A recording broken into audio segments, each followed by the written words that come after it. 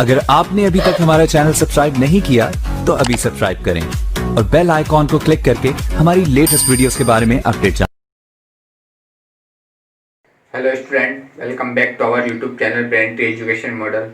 मैं प्रशांत सोलंकी आज आपको थ्योरम्स पढ़ाऊंगा 1.3 और 1.4। ठीक है, तो पहली थ्योरम पढ़ने से पहले आपने अगर 1.2 एक्सरसाइज 1.2 और एक्सरसाइज 1.1 नहीं पढ़ा है तो डिस्क्रिप्शन बॉक्स में उसकी लिंक है, वहाँ जाके पढ़िए। ठीक है, स्टार्टिंग से पढ़ेंगे तो ही मज़ा आएगा। ठीक है, तो चलिए शुरू करते हैं वीडियो को।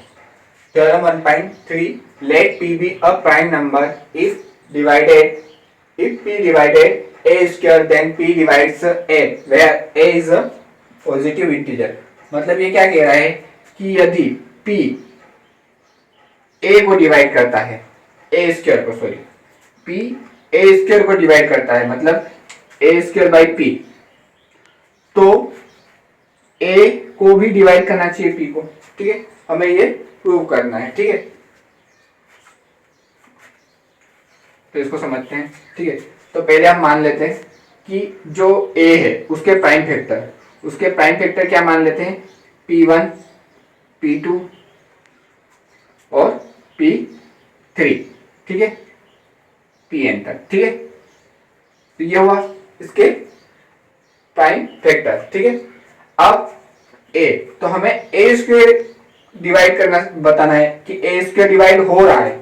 ये बोल रहा है यदि A स्क्वायर डिवाइड हो रहा है तो इसको इससे बताने के लिए हमें A स्क्वायर करना पड़ेगा। ठीक है, तो हम यहाँ पे A स्क्वायर ले लेते हैं। तो A स्क्वायर होता क्या है, A इंटू A।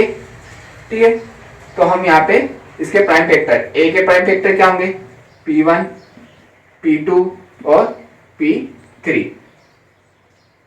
ठीक है, इंटू, ये इंटू है तो इंटू लगा दिया हमने बीच में, फिर वापस से A के प्राइम फैक्टर, तो P1 P2 और P3 अप टू Pn तक। ठीक है, ये हुआ।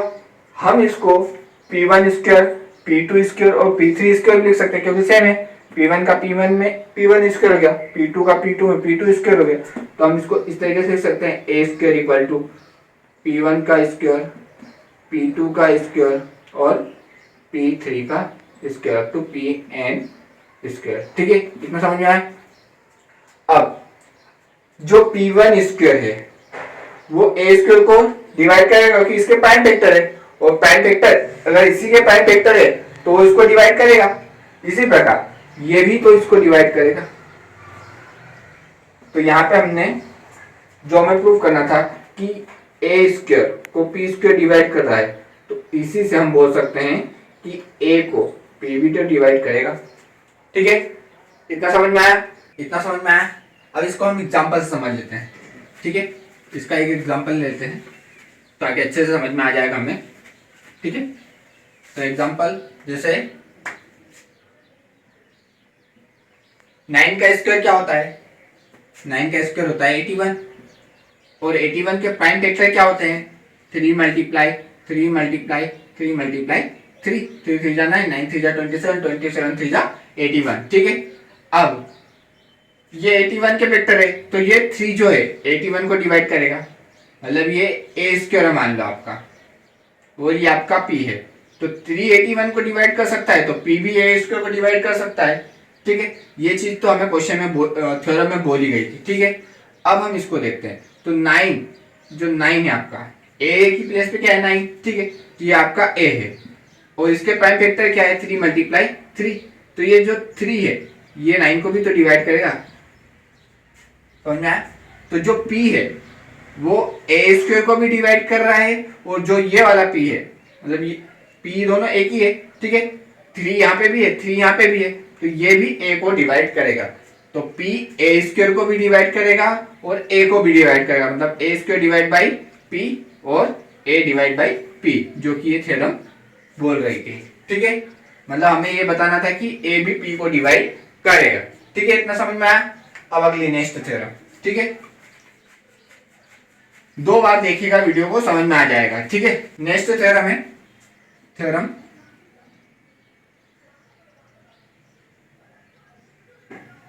1.4। क्या है, कि √2 इज इरेशनल, ये हमें प्रूव करना है। √2 इरेशनल है, तो √2 इरेशनल है ये हमें बताना है। तो हम इसको पहले रेशनल मान लेंगे कि √2 जो है वो रेशनल नंबर है। तो लेट एज्यूम √2 इज रेशनल, ये मान लिया हमने, ठीक है। अब हम इसको कंट्रैक्शन मेथड से करेंगे, मतलब विरोधाभास विधि से, ठीक है।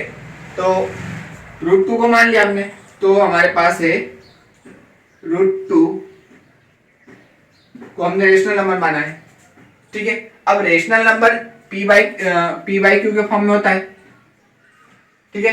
रेशनल नंबर जो होता है हमारा p बाई क्यू के फॉर्म में होता है। अगर नहीं समझ में आ रहा है तो आप इंट्रोडक्शन पार्ट में देख लीजिएगा, मैंने वहां पे बताया है कि जो रेशनल नंबर होता है उसको हम p बाई क्यू के फॉर्म में लिखते हैं, ठीक है। तो हम यहाँ पे इसको a बाई बी के फॉर्म में लिख दिया, ठीक है। समझ में आया? √2 अगर रेशनल नंबर है तो वो a बाई बी के फॉर्म में रहेगा, जहां पे b क्या रहेगा, नॉट इक्वल टू 0, b 0 के इक्वल नहीं रहेगा, और a और b जो है वो को प्राइम नंबर है। को प्राइम नंबर या प्राइम नंबर मतलब ये सिर्फ खुद से डिवाइड होंगे और एक से डिवाइड होंगे। इनके सिर्फ जो फैक्टर हो सकते हैं वो 1 हो सकता है और एक खुद हो सकता है, ठीक है।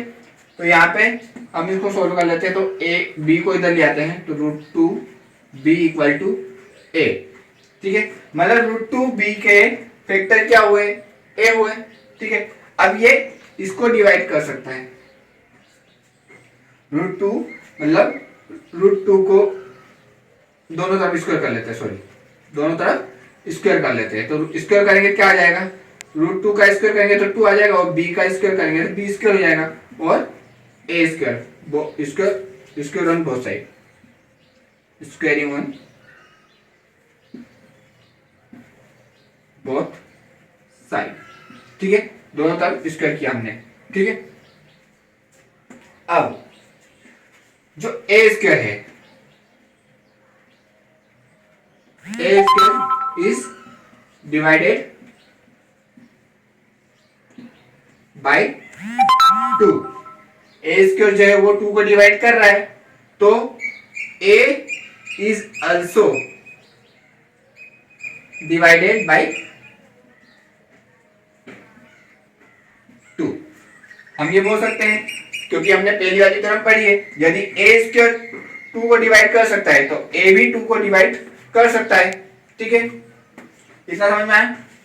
अब इसको समझते हैं आगे, ठीक है। अगर a 2 से डिवाइड है तो किसी न किसी पार्ट में डिवाइड होगा, तो वो हमने मान लिया c, ठीक है।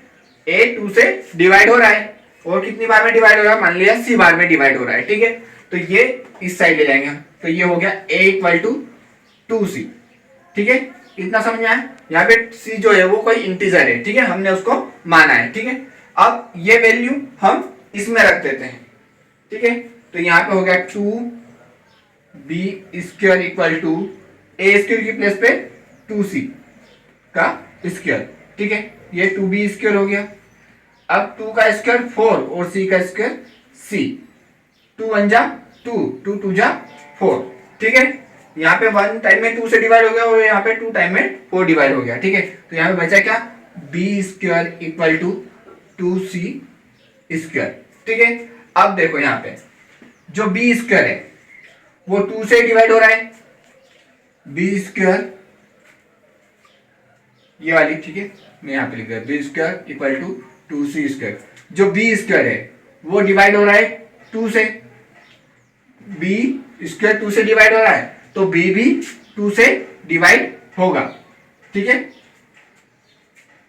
पहले a भी डिवाइड हो रहा था, a स्क्वायर भी डिवाइड हो रहा है 2 से, और a भी डिवाइड हो रहा है 2 से, b स्क्वायर भी डिवाइड हो रहा है 2 से, और b भी डिवाइड हो रहा है 2 से। अब यहां पे देखते हैं,